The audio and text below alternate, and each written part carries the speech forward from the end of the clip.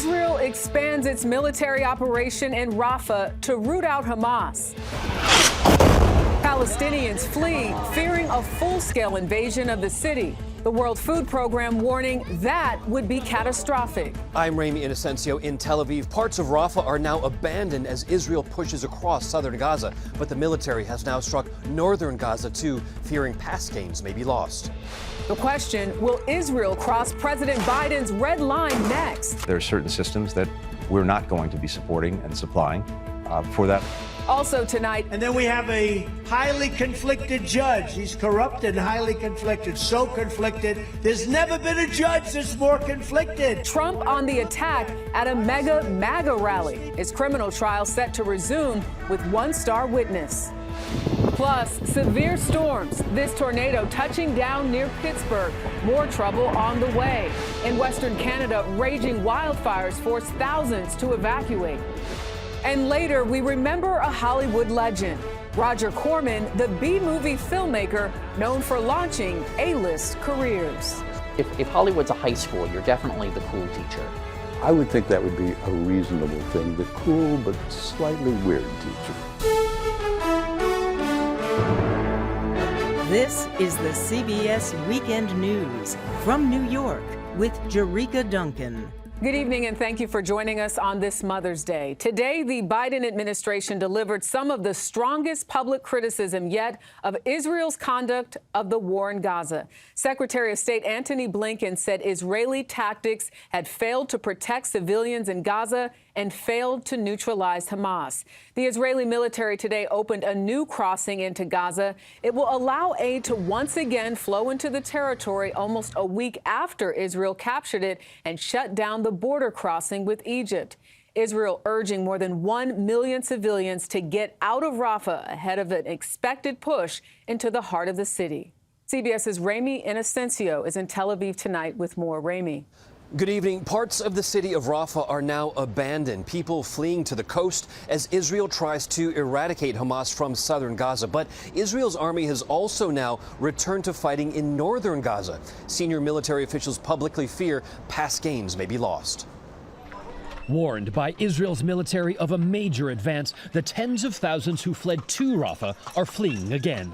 This is the 10th time we're evacuating, said this man. I'm a journalist. I should be telling others where to go. Shattered neighborhoods of eastern Rafah are now eerily quiet, those that haven't left caring for the wounded and for the dead. Israel's military says dozens of terrorists have been killed. Our operations against Hamas in Rafah remains limited in scope. But the army has launched a new operation in the north, saying Hamas is trying to re-establish itself there. In expanded strikes up and down the strip, the Israel Defense Forces said it hit more than 150 terror targets in the past day, with more funerals like these held in their wake. Outside her makeshift shelter, Jamila Abu Jabara lost nearly her entire family in an Israeli strike. My 8-year-old son's body is still under the rubble, she said. I'm waiting for a ceasefire to pull him out. She was a mother of 7 children. Her 10-year-old daughter Dima is the only survivor.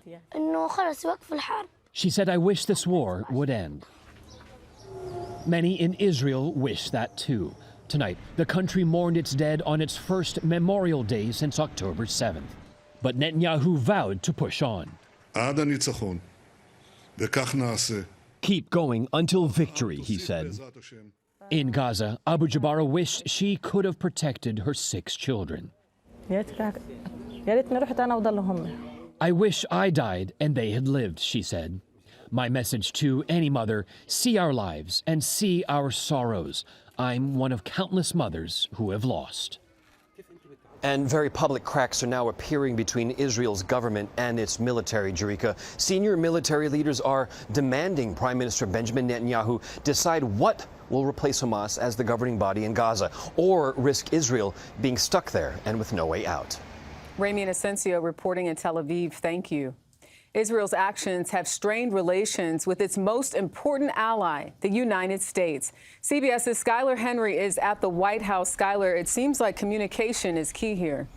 That's absolutely right, Zurika. Even today, the U.S. and Israel are staying in regular communication, looking for ways to deal with a dire humanitarian crisis in Gaza and alternative courses of action to defeat Hamas.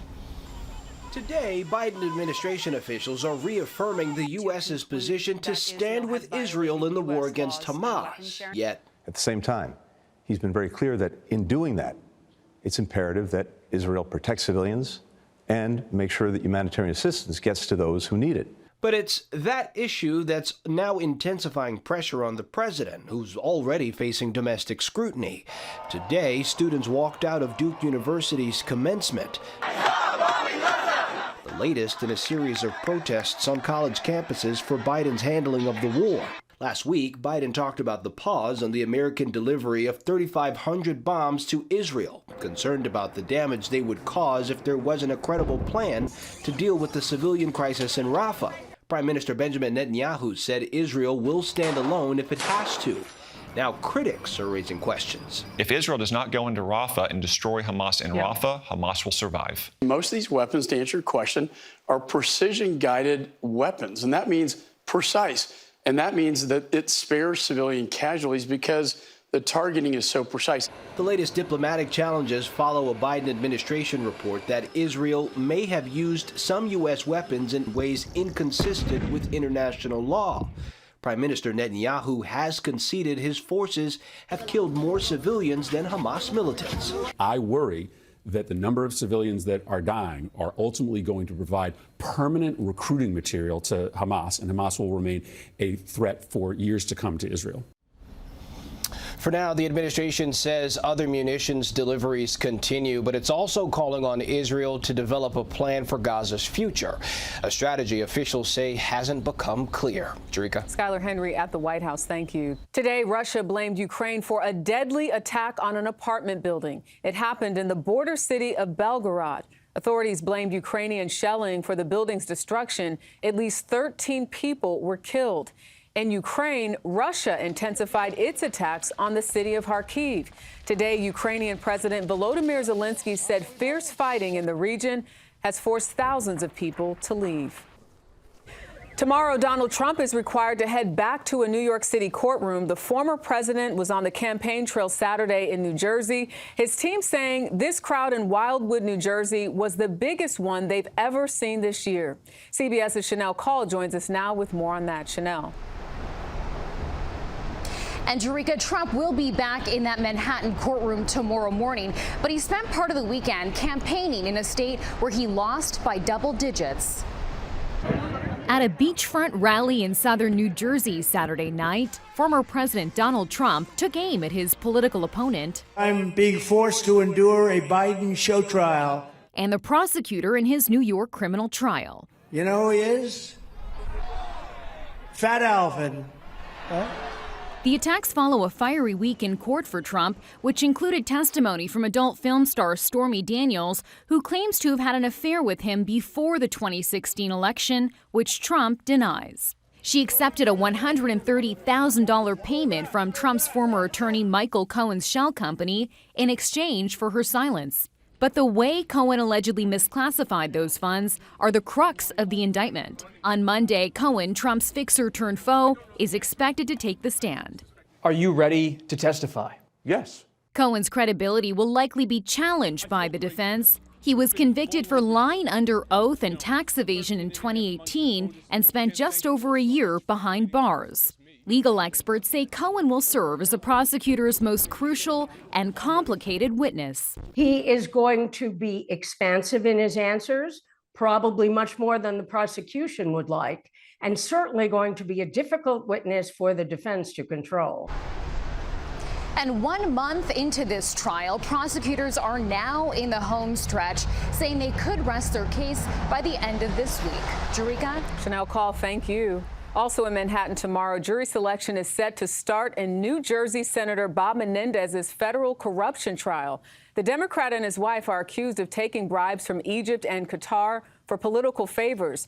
Prosecutors say Menendez raked in hundreds of thousands of dollars to fund his lavish lifestyle, although Menendez denies that.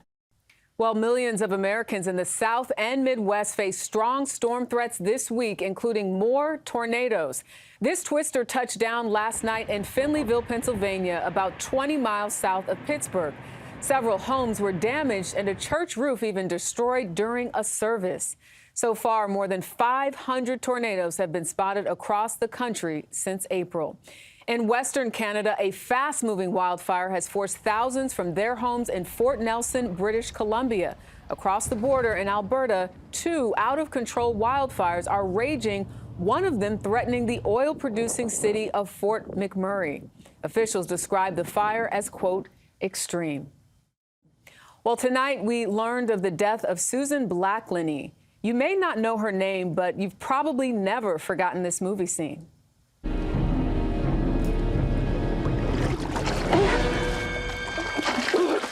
Blacklinney, a stunt woman and competitive swimmer, starred as Chrissy Watkins, the first shark victim in Steven Spielberg's 1975 film Jaws. Blacklinney died at her Ventura, California home. She was 77. Well, for over a half-century, director Roger Corman made more than 300 films, some better than others. We learned this weekend that Corman died at home in Santa Monica, California. He was 98. CBS's Elise Preston has more.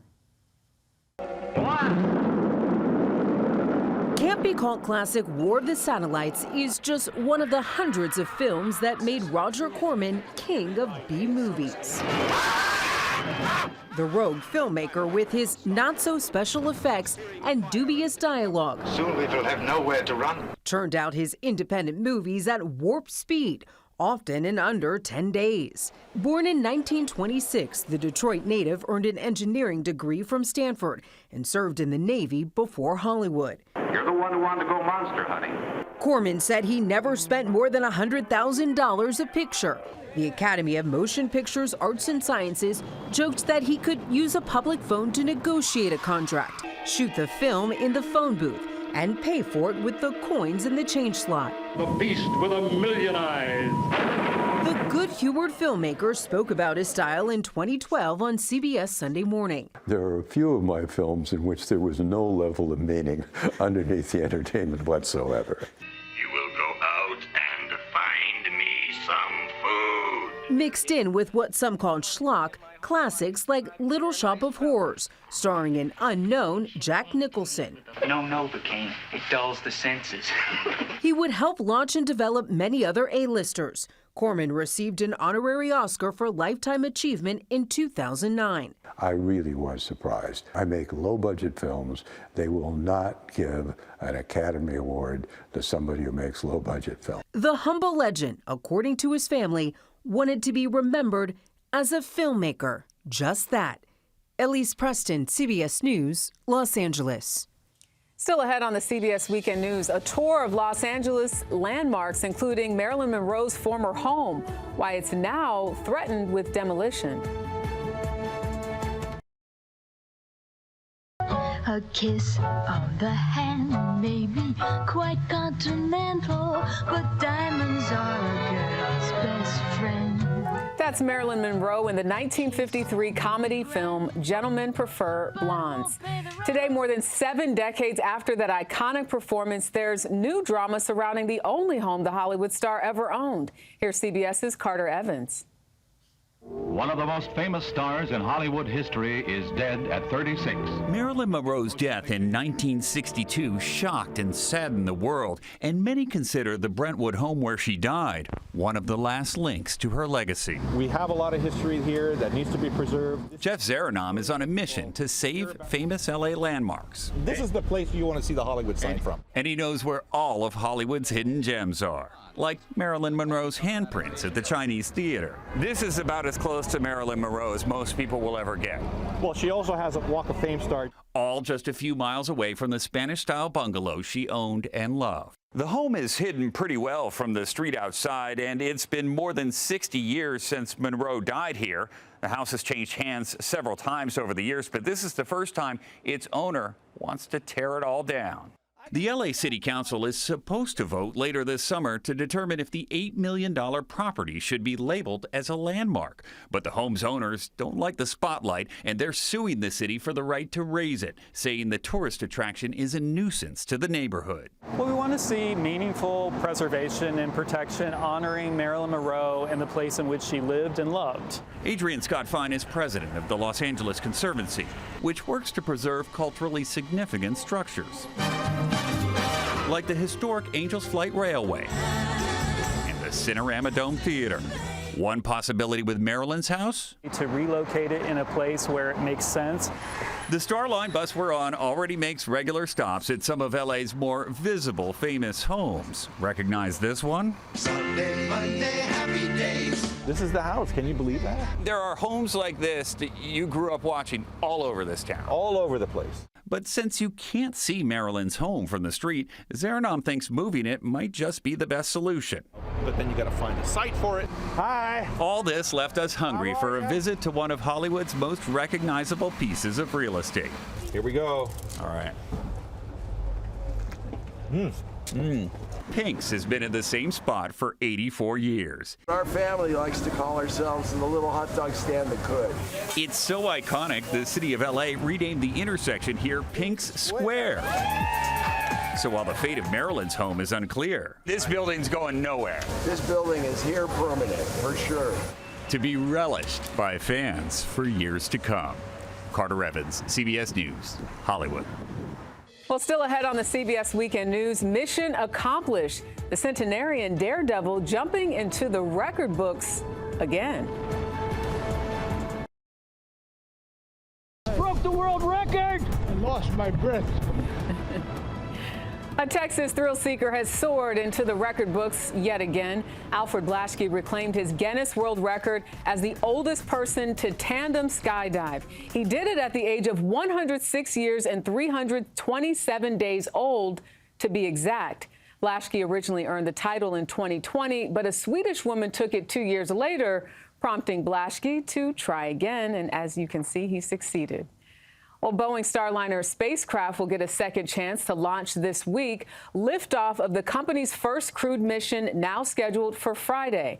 The first launched attempt was scrubbed last week over a valve issue. Boeing says engineers have fixed the problem. Well, tonight, millions of people as far south as Alabama may get a third shot at catching a dazzling light show. An intense solar storm from the sun, tens of millions of miles away, has triggered these spectacular northern lights.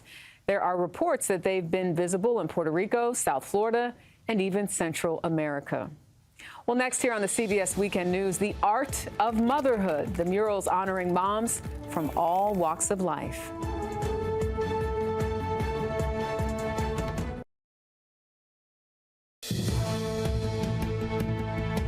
Finally, tonight on this Mother's Day, a tribute to moms is on display in 4 major cities across this country. CBS's Meg Oliver takes a look at how it came together.